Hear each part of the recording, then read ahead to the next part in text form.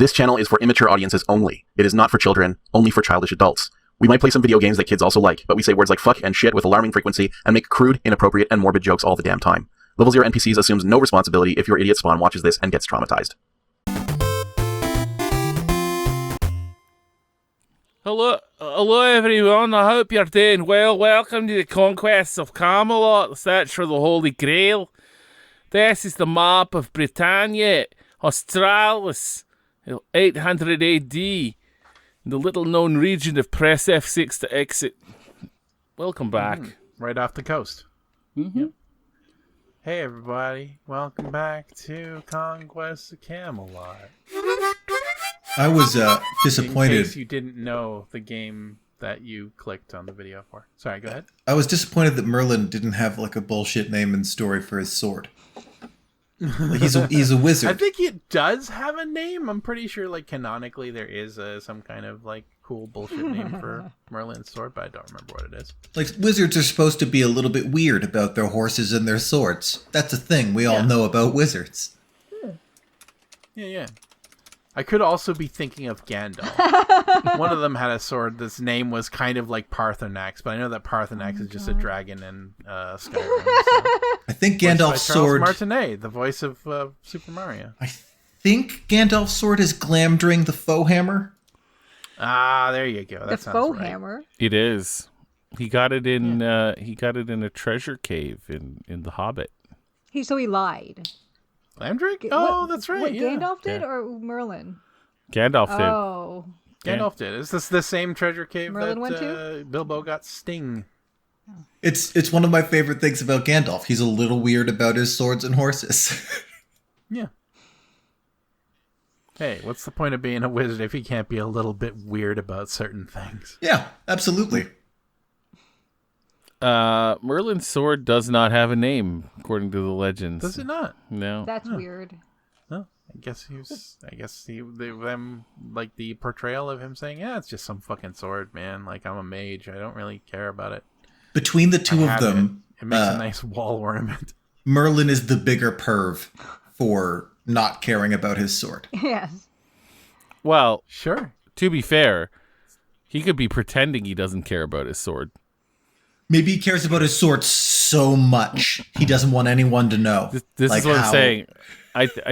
Or he knows that if he nerds out about his own sword, then Arthur's gonna like pull out Excalibur, and then he's gonna feel inadequate about the whole thing. Yeah. Also, like, he clearly thinks that Arthur's kind of a jock. So, Which is true. Seems true so like- far. yeah. Oh, you want me to tell you about magic, Mr. Sword Guy? Maybe What do you Merlin. want to know? Merlin's sword is so sharp and so magical, it will cut you if you think too hard about it. And so, because it's so dangerous, when anyone looks at it, it's like, nah, don't worry about that. It's whatever. It's just, I'm a magician. Why would I need a sword? Because if they think too hard about it, their head will just silently fly off. Luke, do you want to do the reading for this? Do I want? Yeah, sure. I don't think this is specifically Merlin. I don't think it is. Yeah. Yeah, who's Yeah. saying this? All right. Well, we're gonna take a look at all of the dots on the map. We're only one episode in, and we have a computer episode. Yay! Which became famous when we played the Police Quest games, where we would stop and read entries on the computers. That's kind of what we're gonna do here. We're gonna learn some geography, everybody, and we're gonna start at the top, and I'm gonna work my way down. Are these real places? Because Yeah. Camelot's Go not a ahead, real Jalen. place, right? So are these real places? Is this Yeah. educational? Well, I think Camelot. Does Camelot not exist as like at least a ruin? Was that like the one really completely fabricated thing? I didn't think it existed. I'd have to look it up, though. Yeah. So let's learn some fake history together. Like, it has a location and shit like that, and this is England, but, or the United Kingdom. Otmoor. Though the waters of the moor are not deep, they are reputed to have healing powers. This is where the Lady of the Lake currently dwells. Her wisdom and power rivals Okay, that's my not Arthur own. talking for sure. So, yeah. This is Merlin, but that's okay. That's this fine. Is still Merlin. It's fine. Merlin's handwriting let sounds Matt- different. Yes. We'll let Matt rest his Ed Wynn voice for a little while. Okay. Yeah, and so this is where the Lady of the Lake is. So presumably this is where Lancelot is. Yeah. So worth keeping in mind. Otmoor. Let's move on. Avebury. On this site stands the largest of the stone circles, the remains of an ancient place of worship.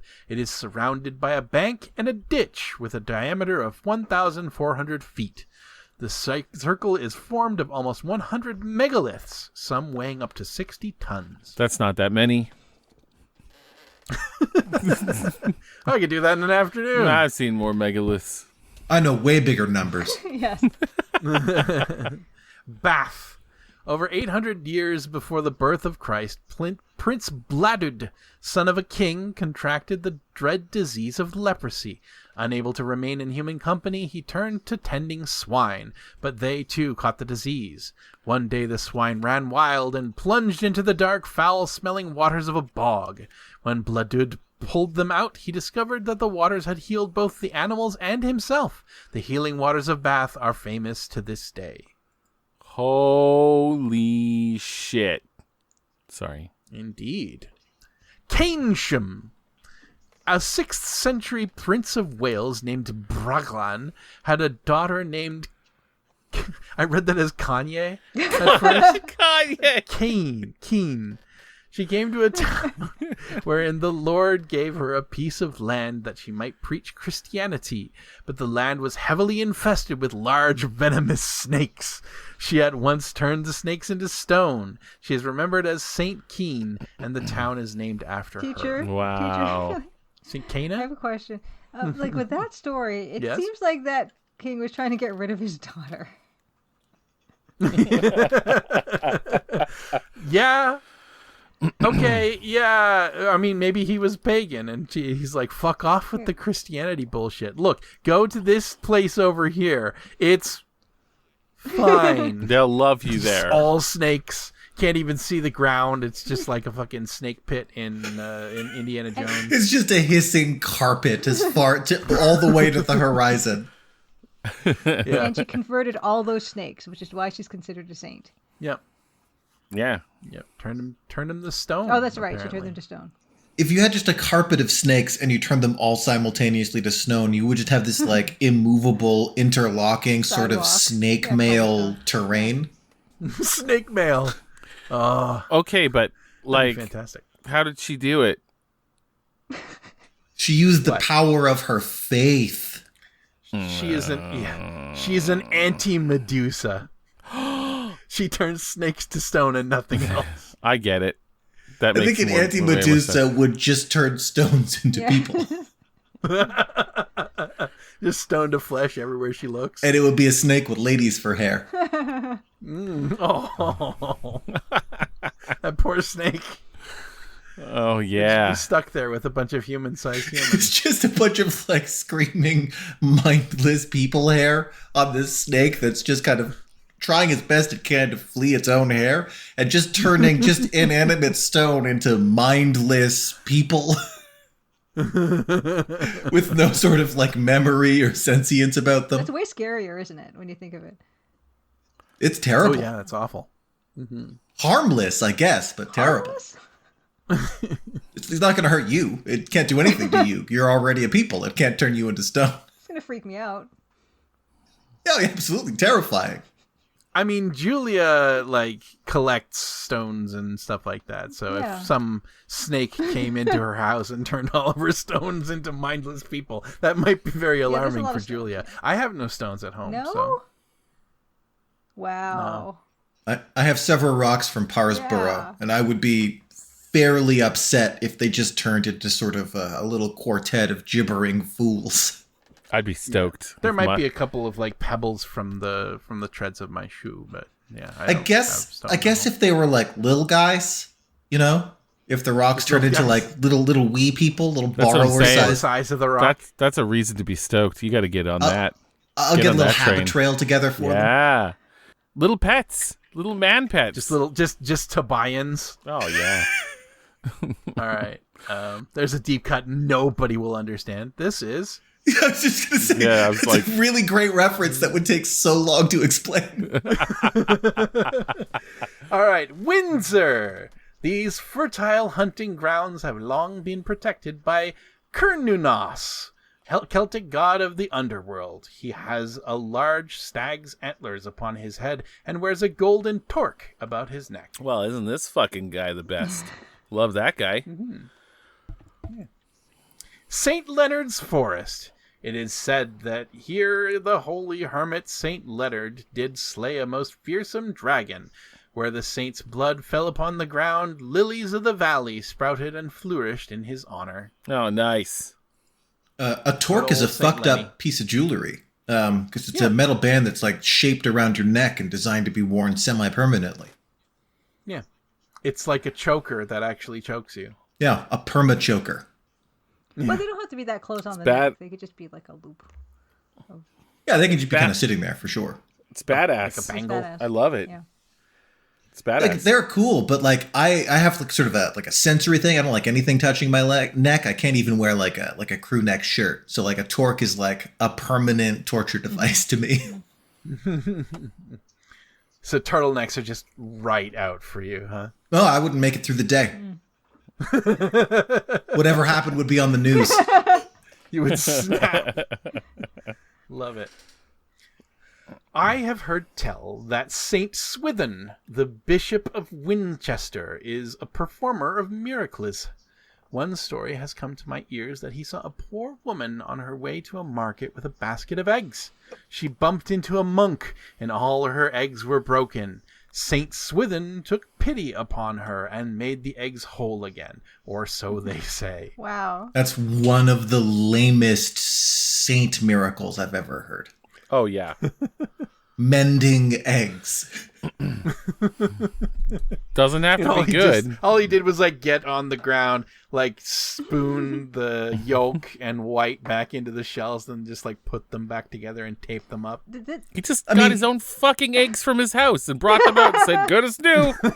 There were Probably it. there have been lamer sainthoods. To be a saint, I think you have to have like one attested miracle. I don't remember the guy's name, but the lamest one I can think of is on his deathbed, he asked for a particular type of fish, and his people couldn't find it, and so they brought him a different kind of fish. But when he ate it, he was like, thank you, that's exactly what I asked for. And then he died.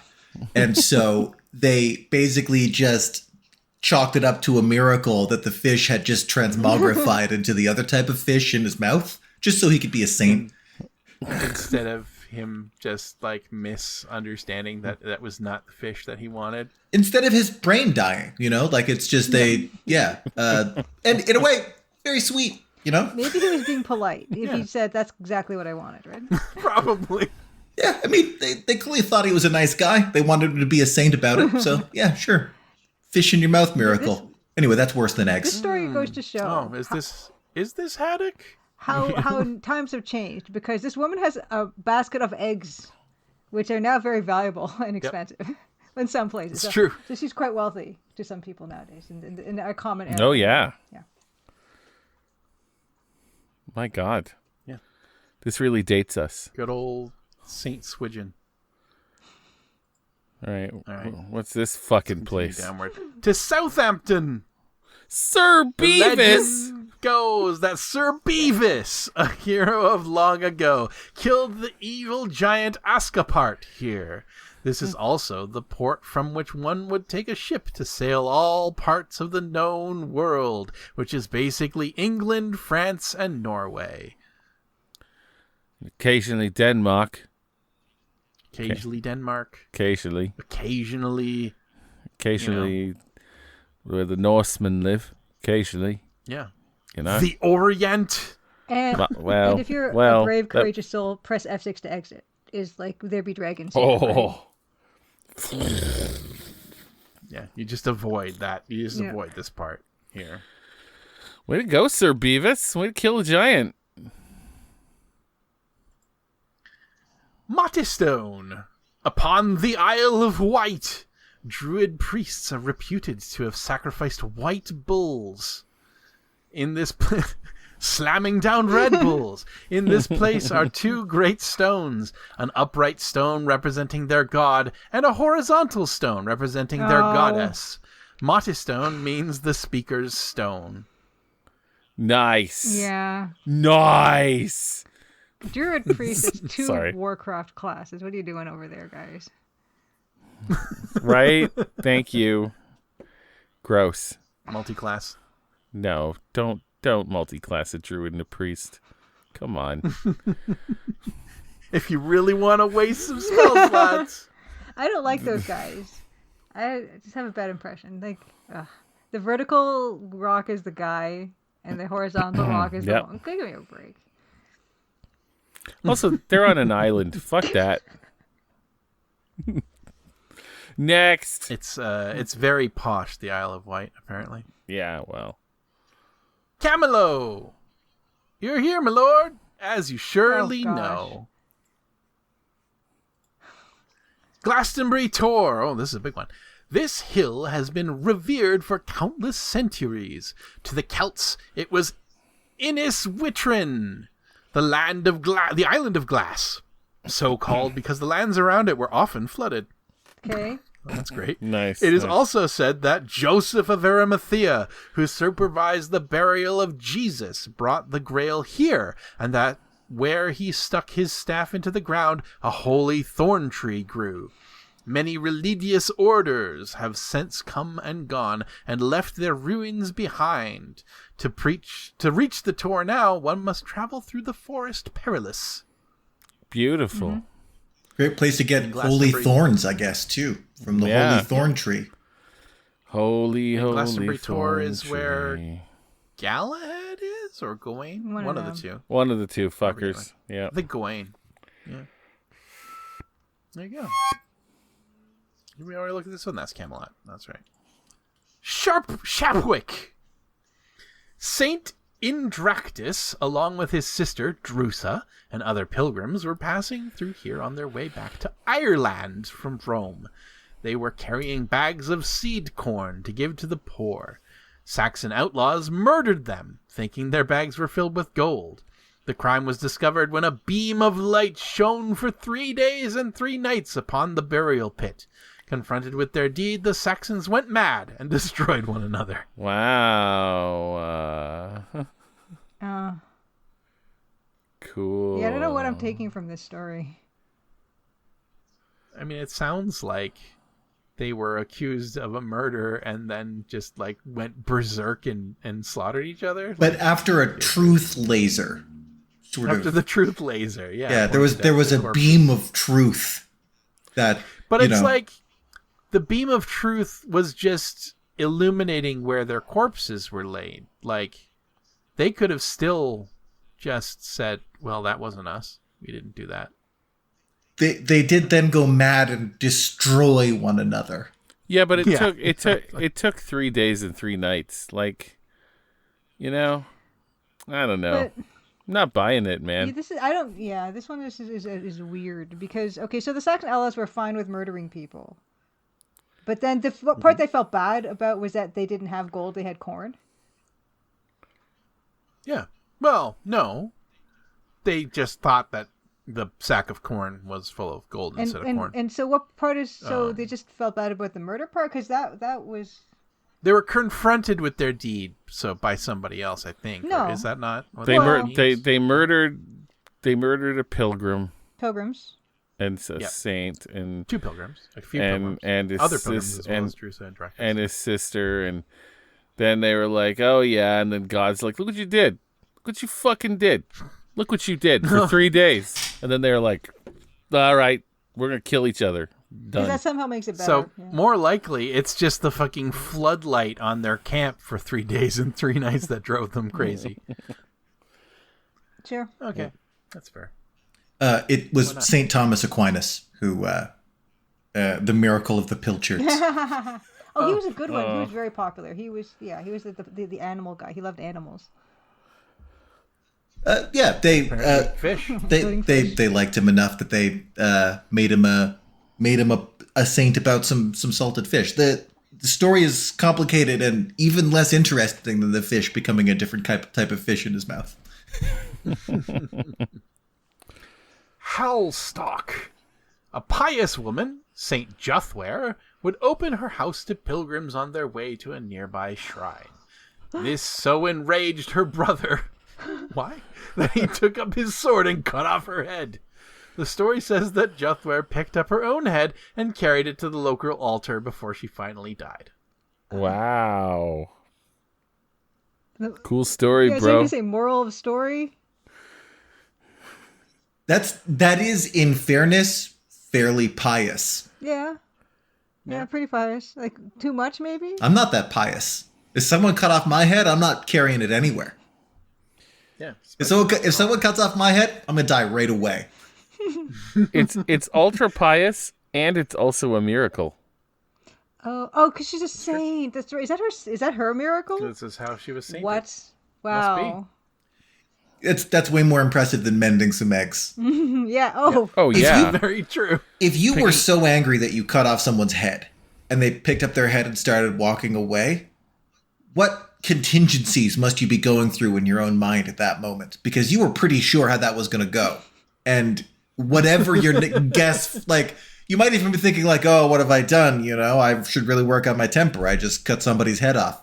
But then the body gets up, picks up the head, and walks away. That's just, there's no way that that's what you thought was going to happen next. Yeah, it's true. Yeah, I'd like to know how her brother felt about it.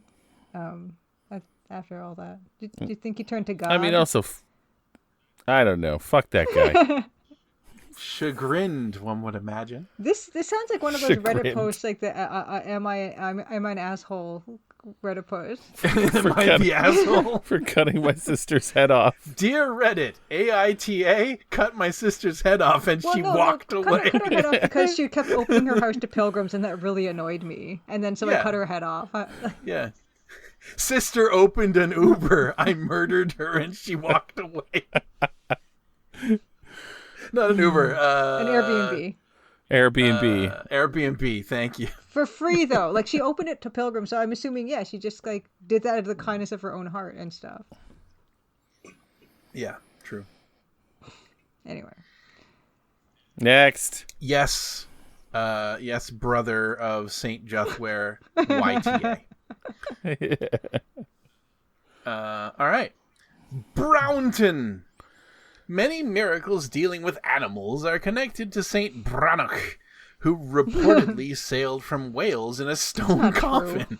A sow and piglets showed him where to establish his chapel. He used wild deer to pull his plow and taught. Well, I mean, like, he might have just been following some pigs around, and then he was like, yeah, okay, this is a good place to make a church. Well, that could be true, but the part where they showed him was not true. Well, I mean, to be clear, even the mended eggs weren't true. This is true. Yes. Exactly for sure, no, that didn't happen. Easier to fake by just, like, you could prestidigitate yourself some new eggs from somewhere with, like, sleight of hand or whatever. You could do that as an impressive magic trick. Yeah. But yeah, the sailing around in a sarcophagus, probably not even fake. Probably just an outright lie. It's entirely possible that there was no sleight of hand involved, and she was just like, oh, I broke my eggs, and this man, made it better by giving me eggs.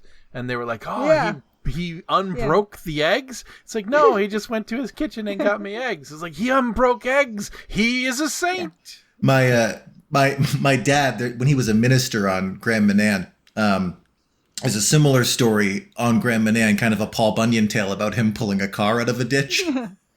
But what actually happened is, my dad, there's a story about my dad pulling a car out of a ditch. And I asked him about it one day, and he's like, well, what happened is I'm in the grocery store, I'm coming out, and this guy pulls around the corner, misses the parking spot entirely, and goes off into the ditch. And the car is kind of sitting at 45 degrees.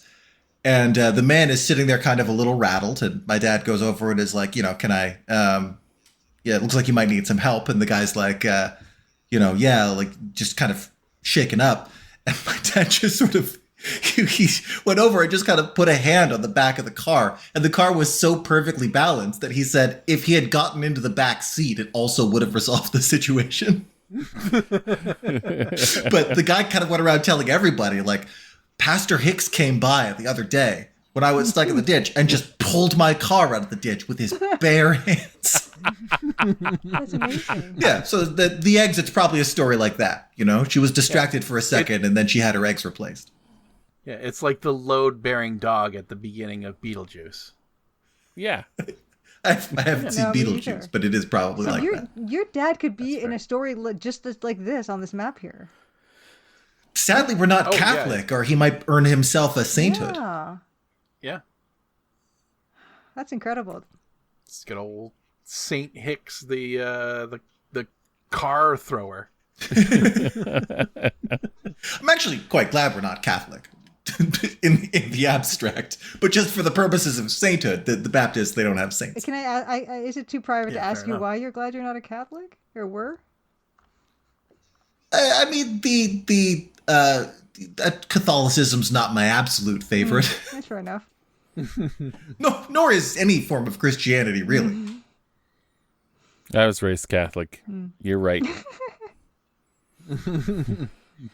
They're led by Poop Eel. Poop eel.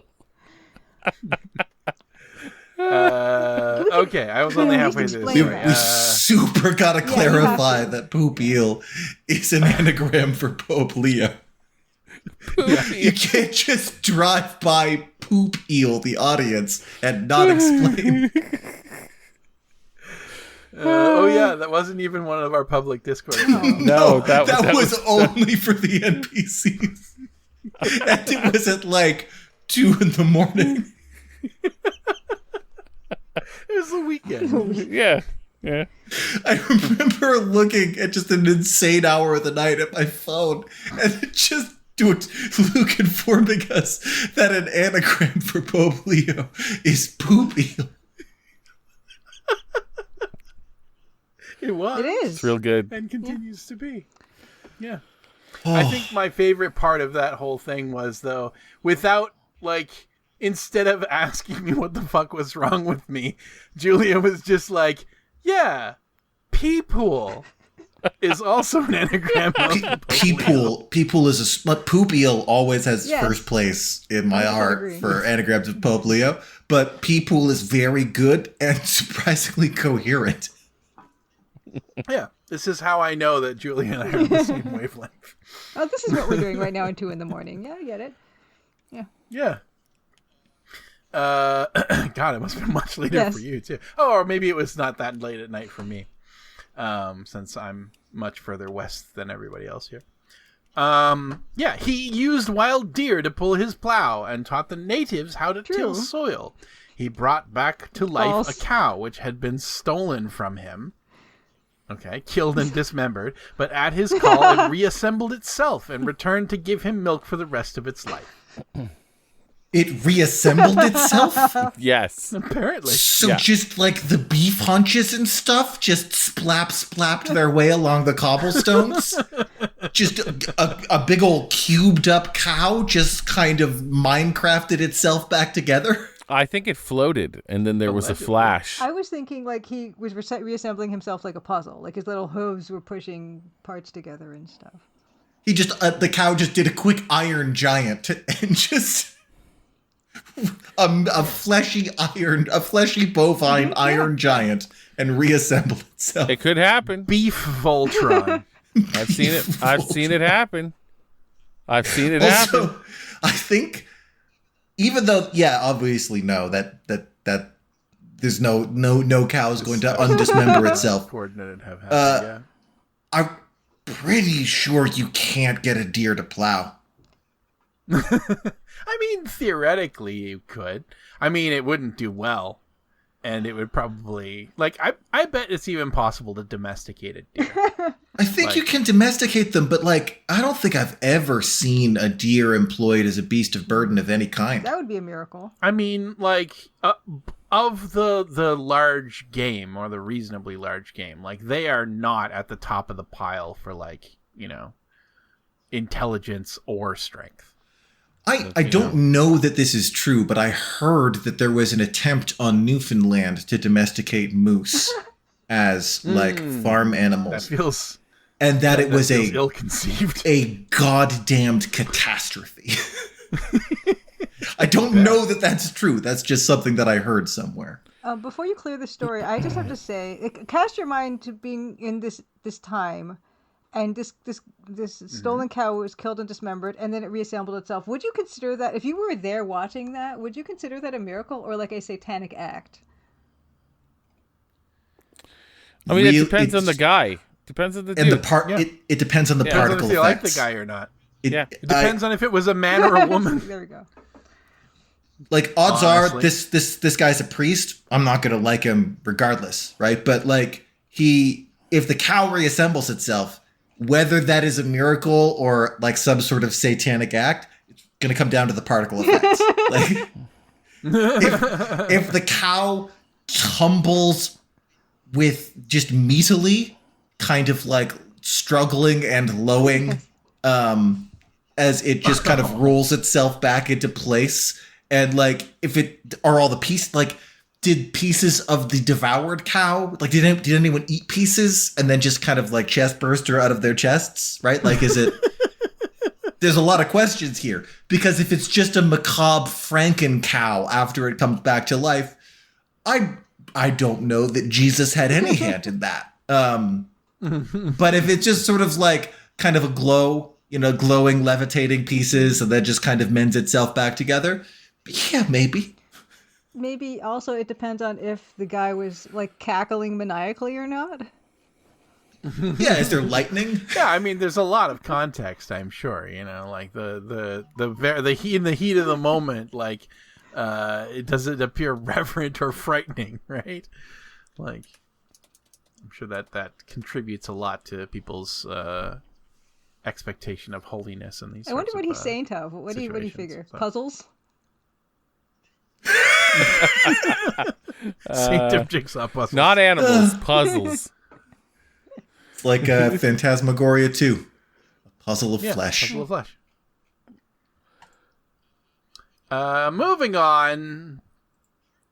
Heartland Point.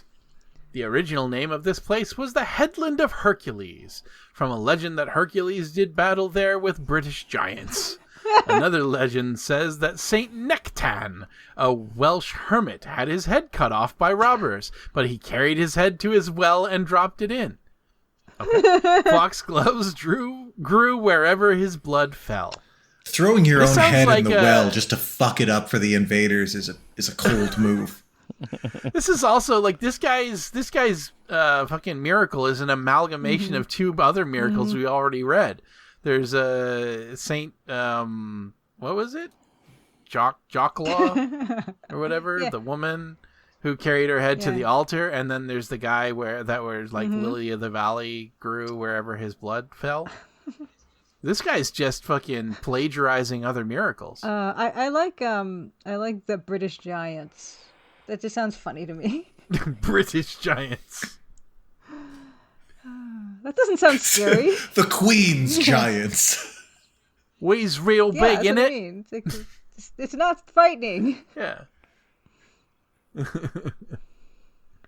also just kind of like Jesus and Hercules and, just all the gods just kind of in a homogenous mix. Yeah. It is interesting that there is like Christian mythology here that just basically borrows a, Greek hero randomly. Boom. Exeter. Just outside this city is a well and a chapel dedicated to Saint Sidwell. Sidwell was a girl who had inherited some land that her stepmother wanted. The stepmother hired 2 men to kill the girl as she prayed in a field. They cut off her head, of course, with scythes. The spring gushes forth from the place where her head fell. That would fuck you up too. If you cut off someone's head and you're expecting a gout of blood, and then the geography changes. Like just a torrent, just a high pressure, a fire hose, like it's blood, and then it just kind of like the blood just geysers out completely, and then it just kind of goes clear and keeps going, and like the body is kind of scooting around on like the jet of water. Yeah. As I was gonna say, until we started flying around with the blood jet, a water jet, I guess that. I guess her head was flying around on but I guess her head was flying around on a jet of water, not her body. yeah. Oh yeah. It's her head like a fucking yeah, rocket. it's like water skiing, but the opposite, I think. Well, it looks like really like they said the spring gushes forth from where the place where her head fell. So like her head just like landed on the ground and like breached a natural spring. That's not as fun as the idea of that her head is just whipping around like a balloon, letting air out. Oh, I love it. I love that her head is just rocketing around like crazy. The head is whipping around, and for a second they're like, "Oh, it's some kind of like specter. What an apparition!" But after a while, they're just like, "Oh no, she is dead." Like this is happening, and it doesn't seem to be stopping. But she does appear to be dead, so I guess our work here is done. It's great. Yeah. What's she saint of you? I have figure? Yes. Fire hoses. Saint of fire hoses. Yeah, you know, Catholicism. It's like it's like Shinto. They've just got a god for everything. You know. Tautnus. Long ago, a Trojan warrior named Brutus arrived and named this place Tautnus. The story goes that he said, "Here I am, and here I rest, and this town shall be called Tautnus." Okay. Wow. He subdued two giants, Gog and Magog, and made them stand guard at his palace. Brutus is considered the legendary founder of London. Huh. Cool. The names Gog and Magog appear in several places in mythology. Huh. They got around. There you go. All right. Yep. Proud of him. Yeah. Proud of him. Proud of him. Good job. Good job, Brutus. All right. Do we want to take a quick break for a Speakeasy password? Yeah, I think it's really important we don't leave this screen before this week. We said it would be a computer episode, yeah, and here we remain in the computer. We've been through all the entries. Yeah. This is the unexpected hagiography episode of Level 0 NPCs. It's true. It's much significantly less geography and a lot more sort of lessons of weird Christian mythology. Oh yeah. Oh, sorry, that's the wrong button. That's no more Christian questions. Speakeasy Password. Speakeasy Password. Speakeasy Password.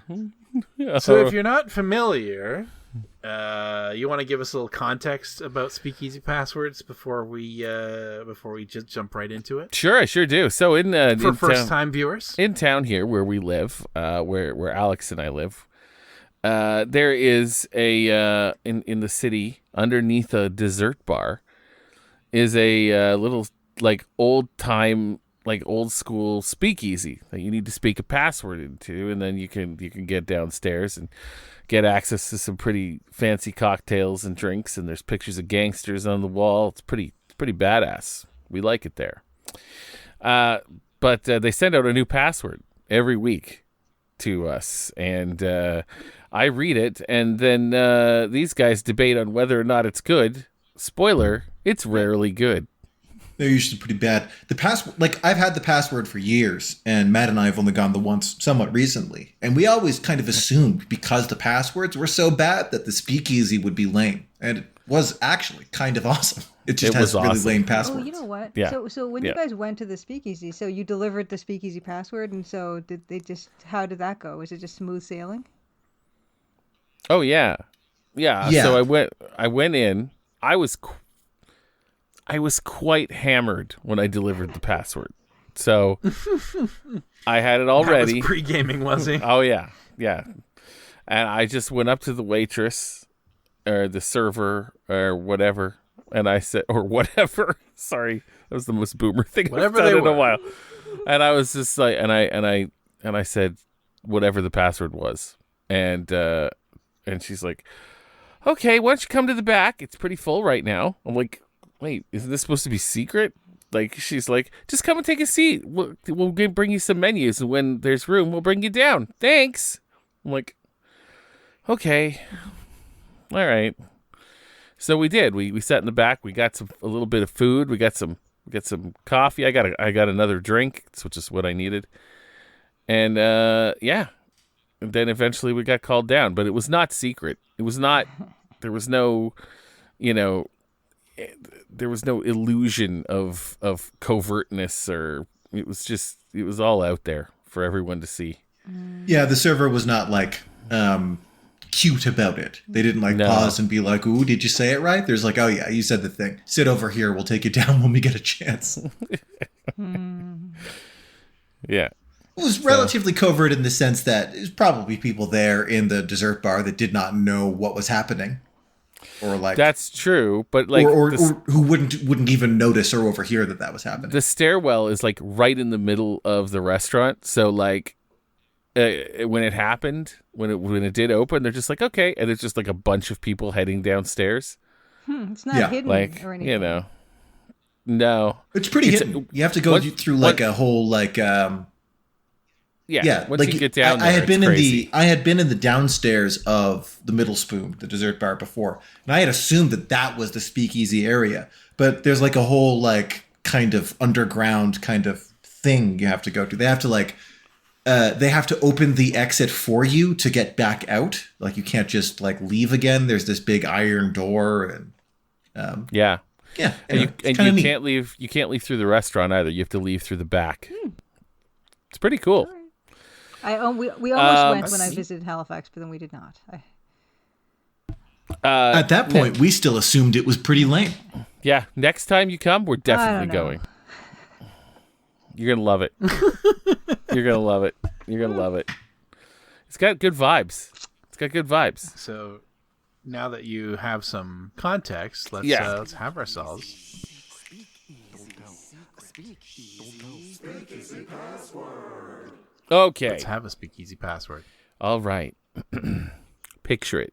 You go through the door of the restaurant, and there is somebody waiting to seat you. And what you say to them is, some people go through a forest and see no firewood.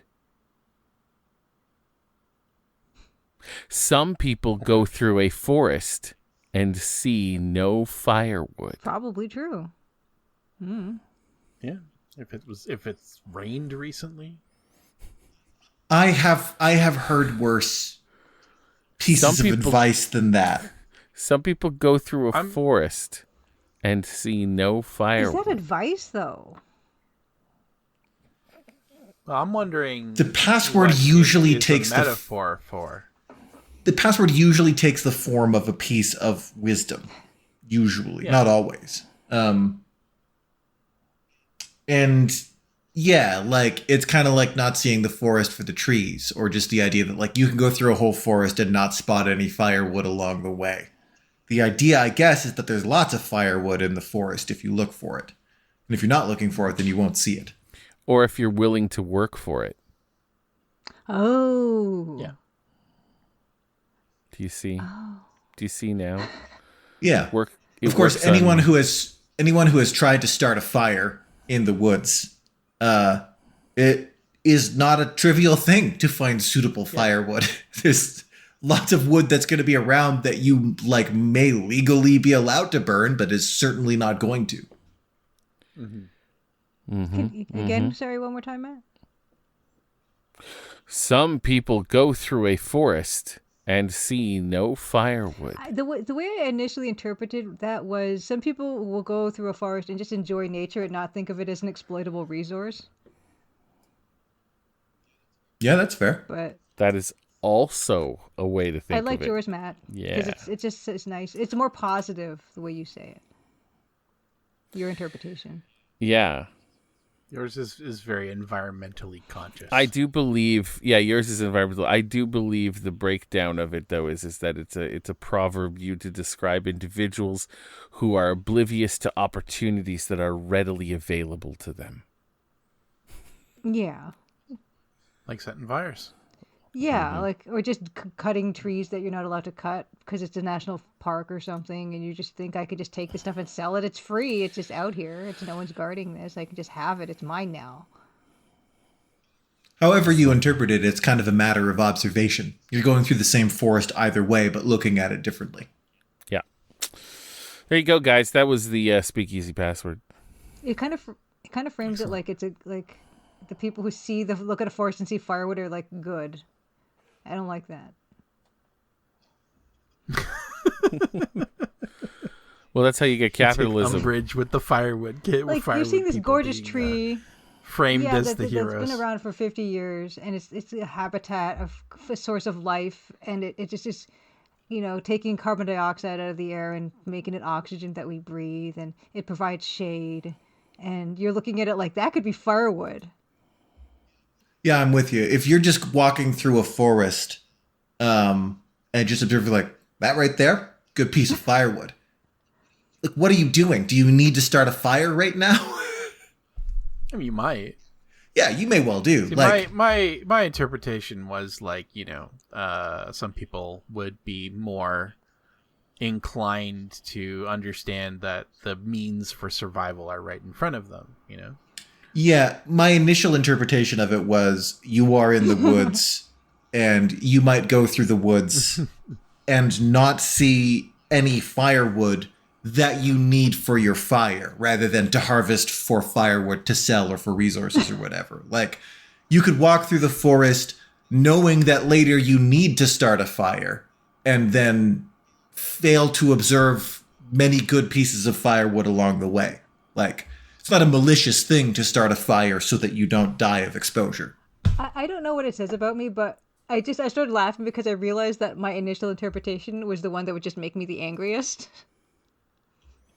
Well, that's the spirit in which we always read the Speakeasy Password. That's very appropriate. Also, I really liked your comment about like what kind of fucking asshole goes through a beautiful forest and just outside of other contexts is like, good piece of fucking firewood right there. Oh yeah, this would light up real nice.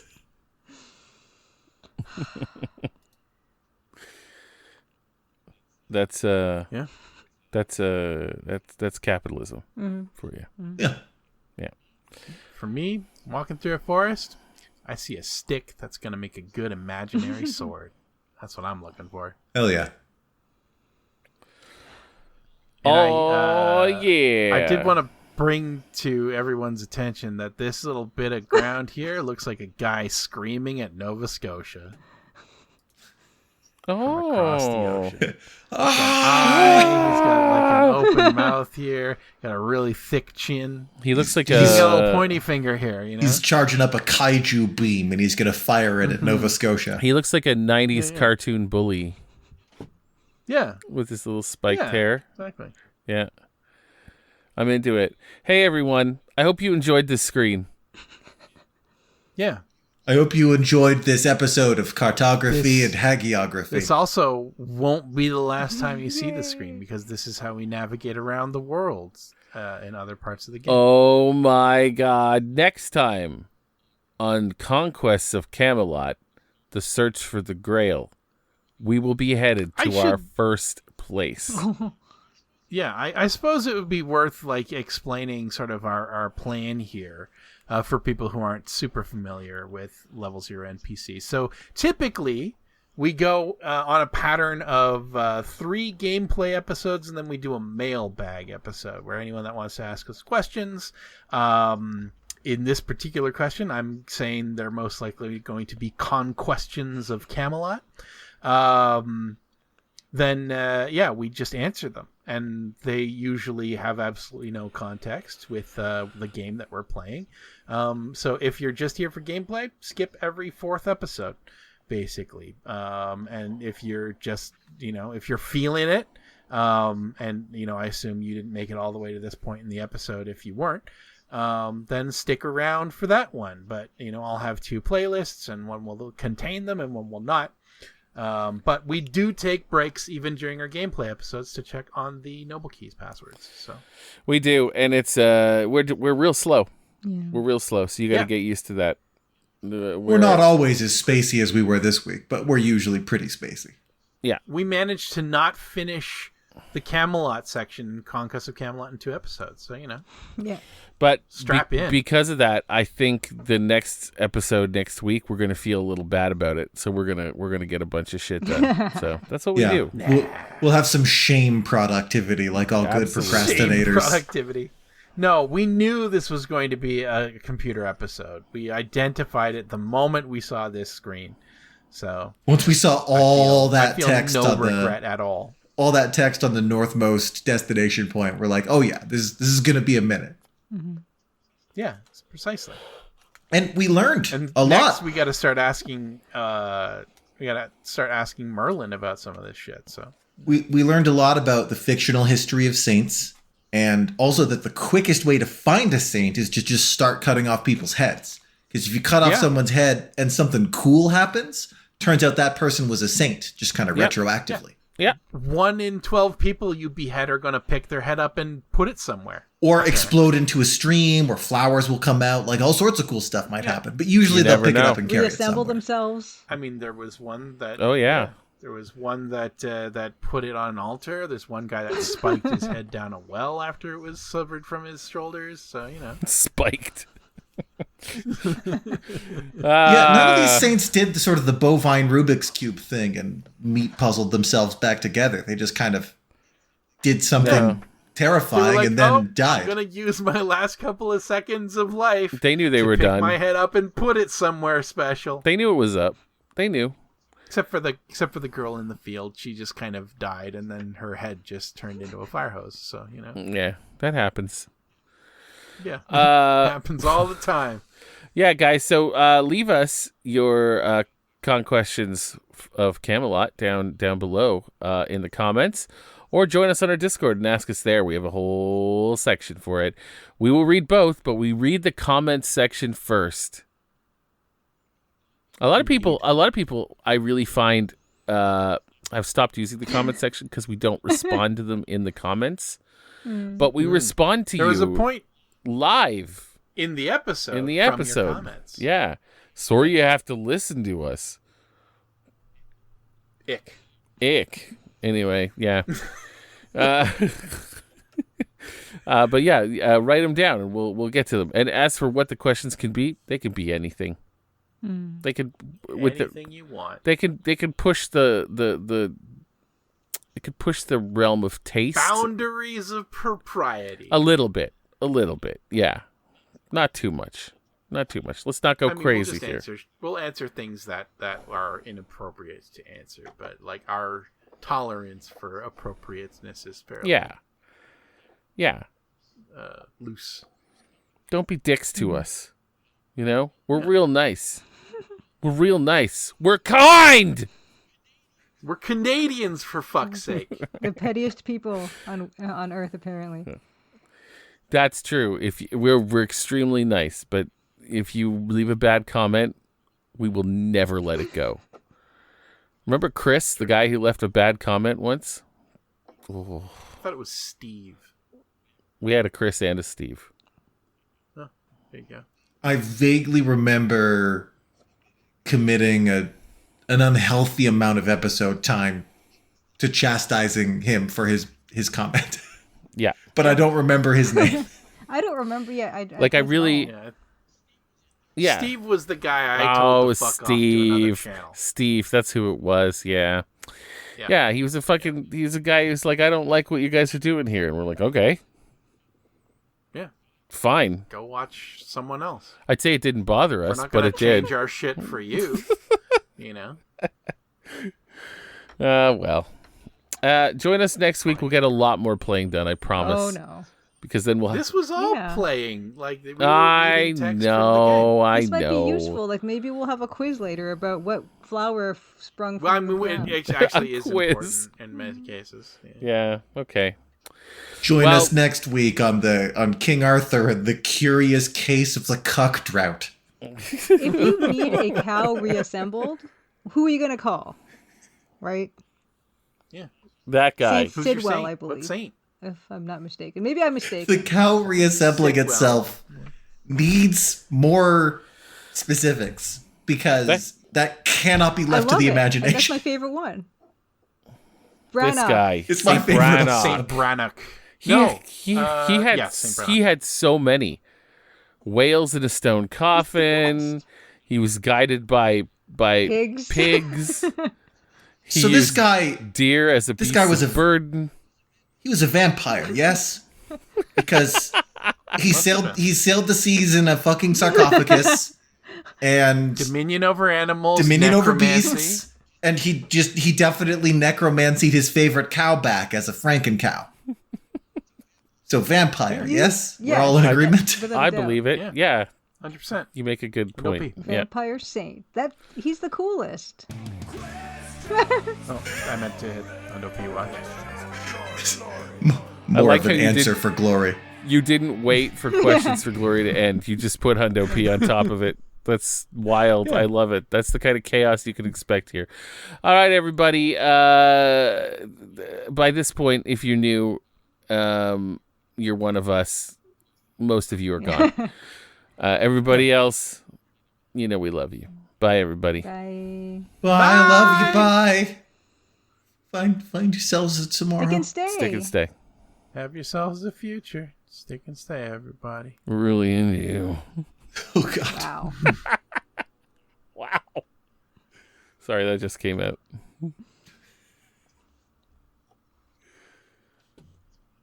That's what Lancelot said. We didn't make any cock jokes at the time. No.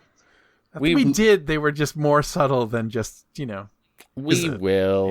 In the NPC chat, Yeah. it was just the initials are COC, and it spells cock, because I noticed that the splash image that Matt sent, the file was called cocksplash.png.